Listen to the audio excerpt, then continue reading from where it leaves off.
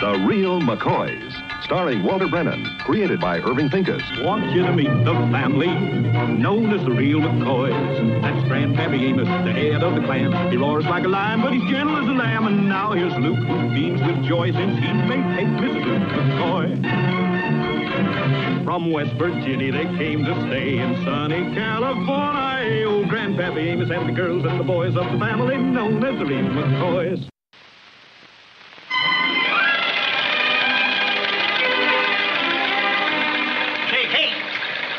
Get myself a tear here. Oh. You mind to fix it? Oh, Grandpa, that is a tear. How'd you do that? Getting off the tractor. God done newfangled machinery.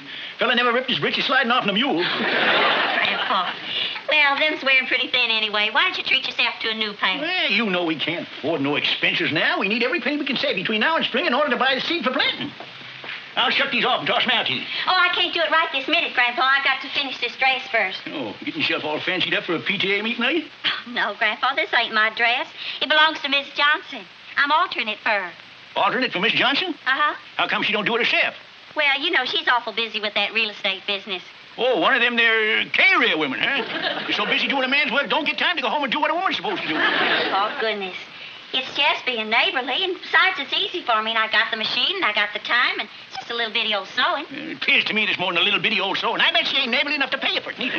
What are you getting so riled up about, Grandpa? Women folk are always doing things to help each other. And one thing to do things to help each other, another thing is take advantage. Now, Kate's McCoy now, and she ain't nobody's slave. Besides, she had not to work too hard. Poor puny little thing. I'll give you these overalls after you get through the dishes tonight. I didn't mean to make him so angry. Oh, don't fret about it, Sugar Babe. Grandpa's just... Well, he's just being Grandpa. And that's taking in an awful lot of territory. How I look? Well, I think it looks just fine, Miss Johnson. Oh, it's better than fine. You look just like Deborah Carr when she became a fallen woman. Oh, well, it turned out all right. She went back to Cary Grant in the end. Kate, I'm just thrilled. I had no idea this old dress could turn out to look so well. Why, work like this would cost me a fortune at Criswell's shop. Well, he's a professional. And has the only dressmaking shop in town. He certainly takes advantage of it. Say, Kate, you think you got time now to fix this tear? Oh, Grandpa, you know Miss Johnson. Oh, how do, Miss Johnson? Hello. Guess you won't have time to fix my overhauls until after you finish your dress, huh? Well, I have finished the dress, Grandpa. Isn't it a beautiful job, Mr. McCoy? Kate, dear, I'd like to pay you for this. Pay me? Oh, no, I couldn't. Now, you put a lot of time in on this. More than a favor calls for. I'd feel better if you'd take this. I wasn't figuring on charging anything. Please, Kate, I'd like it this way. You give it back. Us McCoys don't take charity from no one. Grandpa, Mr. McCoy, this isn't charity. Kate earned this money. She does fine work, and I'd like her to work more for me. If it's all right with you, Kate, I'd like to tell all my friends about you. Do you mean that, Miss Johnson? Do you think I could really make some money with my sewing? I'm sure of it if you're the least bit interested. Well, she ain't. Us McCoys provide for our women. They don't have to work. You don't have to make up your mind right now. Think about it and let me know. Miss Johnson, it does sound like a right interesting idea, and I will let you know. Thanks again for this. You're welcome. Bye-bye. Bye. Hey, you ain't serious about this, are you? Well, Grandpa, you said yourself we could use a few extra dollars, and this might be a way of helping. Well, we don't need no help from the women in this family. You leave the worrying to us men. But if I could earn a few extra dollars, then there'd be less to worry about. We've been doing all right. Have you ever wanted for anything since you become a McCoy? Well, you got everything a woman can hope for. Got a kitchen with running water, inside wash tubs, a folding iron board, an egg beater, a new carpet sweeper, a can opener fixed to the wall. You just better count your blessings. I want to hear no more of this nonsense about you going to work.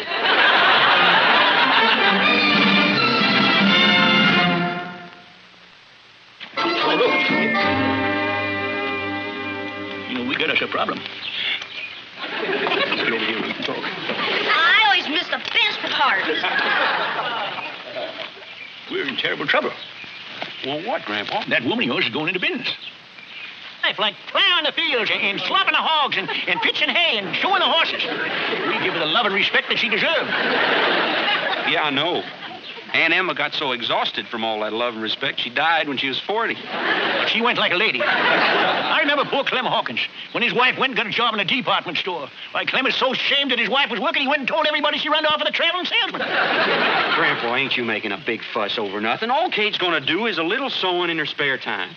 Oh, that's the way it all starts. Just a little sewing in her spare time. But pretty soon she goes into town and opens up a sewing shop of her own, see? And starts wearing tailored clothes and getting the hair bobbed off. Grandpa, remember this is little old Kate we're talking about. Yes, little old Kate, all right. But as soon as she gets a taste of business life, she becomes big, important Kate. You become little old Luke. What do you mean? I mean she'll be supporting you. You'll end up in the kitchen doing them female chores with an apron around your neck. Now, wait a minute, Grandpa. No, sir. No. I ain't gonna be standing in no kitchen over no stove wearing no apron. No, sir. I'm still the man in this house. You ain't gonna be no man. You're just gonna be another doodad around the house for her to come home to, that's all. Doodad? Yeah, after she comes home from one of them corn benches. Benches? Yeah, that's what people in business is always doing. Leastwise, that's what they say they's always doing. Grandpa, Kate ain't going to no conventions. No, sir. No, sir, Kate ain't going nowheres. What are you gonna do, boy? What are you gonna do? House right now. And I'm gonna nip this thing in the bud. That's what I'm gonna do. I'm gonna stop this thing before it starts. Atta boy, I knowed you had a mind of your own. You bet I have.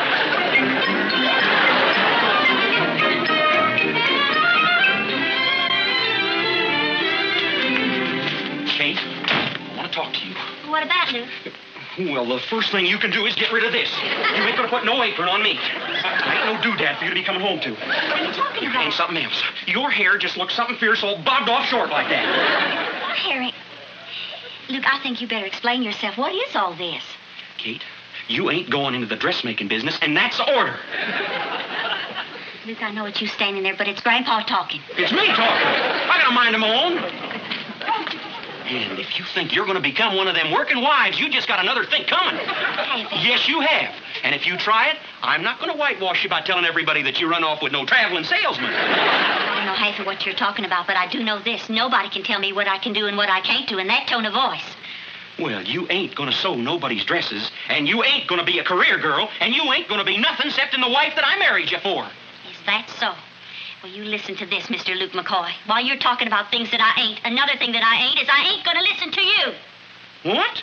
I'm going to go right into that phone. I'm going to call that Miss Johnson. You know what I'm going to tell her? I'm going to tell her I'll take all the sewing work she can get me.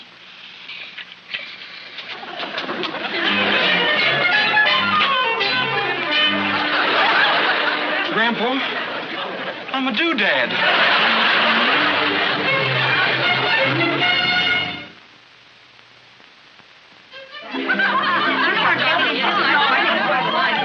Our own home turned into a YWCA. So sickening.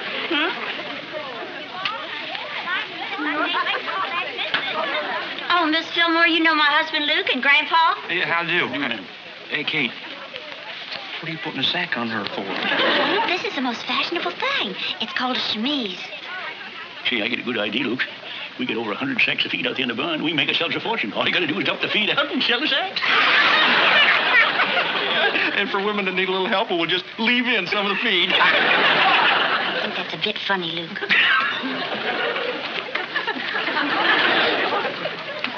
Pino, what are you doing? Senor, meet my new girlfriend. You what?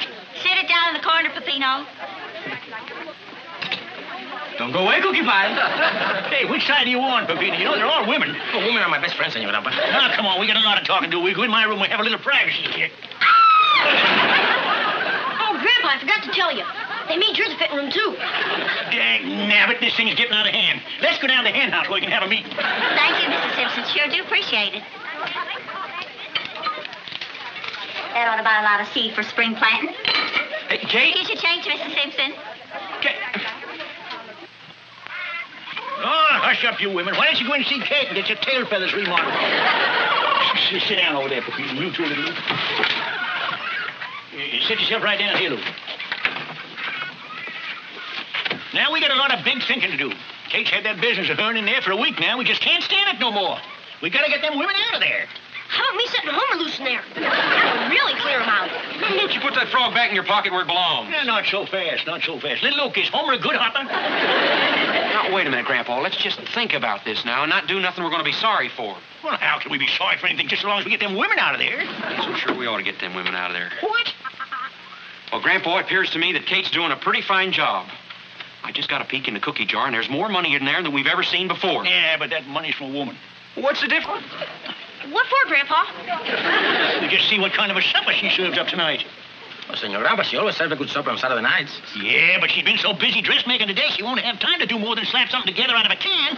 Probably won't have no appetite. She's been chewing on them pins all day. Ain't you jumping the gun, Grandpa? You're picking on Kate, and we ain't even sat down to supper yet.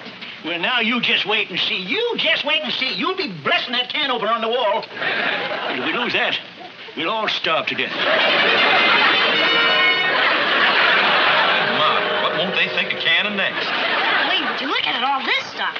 Roast turkey, baked apples, yams, whipped potatoes, chestnut dressing, cranberry sauce. You know something, Luke? Grandpa goofed. Sugar Babe, this is just like a holiday. I'm celebrating my first week in business. Grandpa, would you say grace, please? Huh? Oh, yeah. Lord, we want to thank you for this food we're about to receive. And believe me, I'm just as surprised as you are.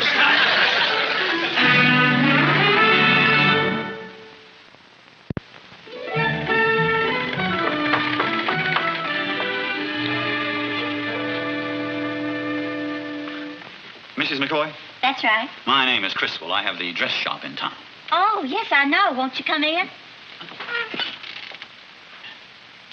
So, this is your salon, eh? Well, it's my home, if that's what you mean. Mm-hmm. This a sample of your work?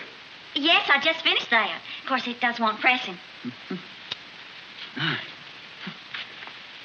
What some women won't settle for just to save a few pennies. How quaint. I haven't seen one like that for years. Don't tell me you do your work on that. Is there something I can do for I'll you? come right to the point.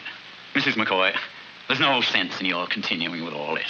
I beg your pardon? Oh, come now, Mrs. McCoy. You and I both know that women are bargain hunters, but in the end, quality will count. So there's no point in trying to compete. All your customers will only be coming back to me. Excuse me, would you please? Hello? Oh, hello, Mrs. Phillips. You have 3 more dresses you want me to alter? Fine. What's that? Oh, I'm so glad you was pleased. But tomorrow'll be fine. Thank you. Bye. What? You can't buy me, Mr. Criswell. You tore it. Now, see here, Mrs. McCoy. I've tried to be a gentleman about this, but if you insist on being hysterical... I don't intend to be hysterical, Mr. Criswell. But if them ladies want to come to me with their dresses, there's no reason why I shouldn't take the work. Well, they won't be bringing it to you any longer. And do you know why? Because I'm going to ruin you. Ruin me? Oh, you think I can't? Let me enumerate, Mrs. McCoy. I was born and raised in this town. I know everyone in it. My friend Henry Brown of the dry goods store, for instance. One word from me and he'll cut off your supplies like that. And talking about business, consider what'll happen to this farm.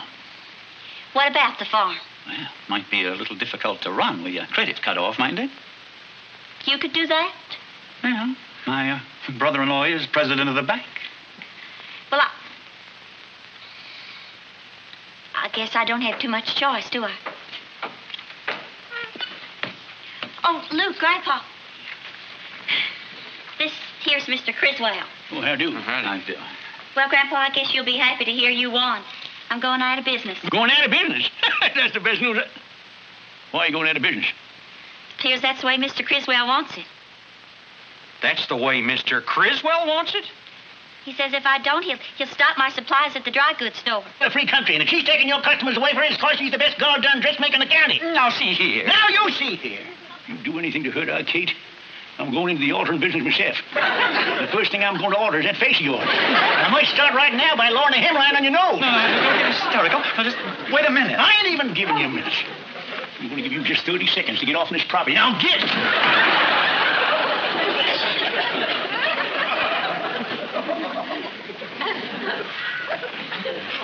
You sure give it to him good, Grandpa.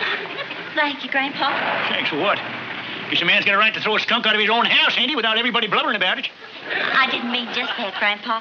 I meant for what you said about me being the best dressmaker in the county and all. Well, yeah. If you want, why, all these women wouldn't come flocking around you like they do, and we wouldn't have the good business we're having. Grandpa, you said we. Does that mean you approve? Well, I guess it ain't so bad. You're making a few extra dollars, which we can use, and you're still looking after the rest of the family, all right? Grandpa, I know how hard it is for you to admit you was wrong, and you're a mighty big man for doing it. I'm proud to be one of your kin. Oh, for crying out loud. You're going to get mushy about this thing. I'm going to get mushy with the female.